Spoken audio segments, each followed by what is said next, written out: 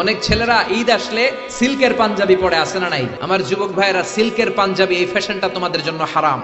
যুবকরা হাতে স্বর্ণের আংটি পরে, গলায় চেইন পরে, মেড অফ গোল্ড, স্বর্ণ দিয়ে বানানো যে কোনো জিনিস ইউজ করা, তারপরে সিল্কের কোনো জামা পরা ছেলেদের জন্য হারাম করেছে কে? ছেলেদের জন্য চুরি পরা হারাম করছে কে? ছেলেরা অর্নামেন্টস পড়তে পারবে না, ব্রেসলেট লাগাতে পারবে না, সিল্কের পাঞ্জাবি পড়তে পারবে না, স্বর্ণের কিছু ব্যবহার করতে পারবে না। এছাড়া তুমি তোমার নাভি থেকে হাঁটু পর্যন্ত ঢেকে সব ধরনের ফ্যাশন তুমি নিতে পারো। নতুন একটা ফ্যাশন এসেছে, চুলের এই দুই দিকে একেবারে মাথার সাথে মিলায়া চুল কাটে আর এদিক দিয়ে ঘোড়ার মতো রাখা আছে না নাই? আমি এটার নাম দিয়েছি হর্স কাটিং।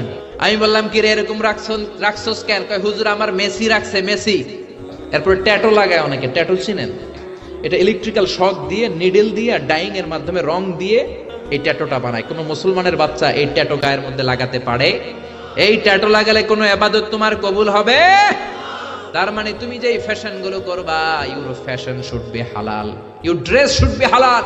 এই বিজাতিদের এই কালচার আসা যাবে না, বাংলাদেশে ঢুকানো যাবে না। বিশ্বনবী বলেছেন নাহা রাসূলুল্লাহ আনিল কাযাহ, কাযাহ করতে, এই হেয়ার কাটটা নিতে বিশ্বনবী নিষেধ করেছেন। দুই দিকে চুল নাই, মাঝখানে ঘোড়ার মতো চুল, এগুলো কোনো মুসলমানের ছেলে এই হেয়ার কাটিং কাটতে পারে না। চিল্লায় বলেন ঠিক কি না?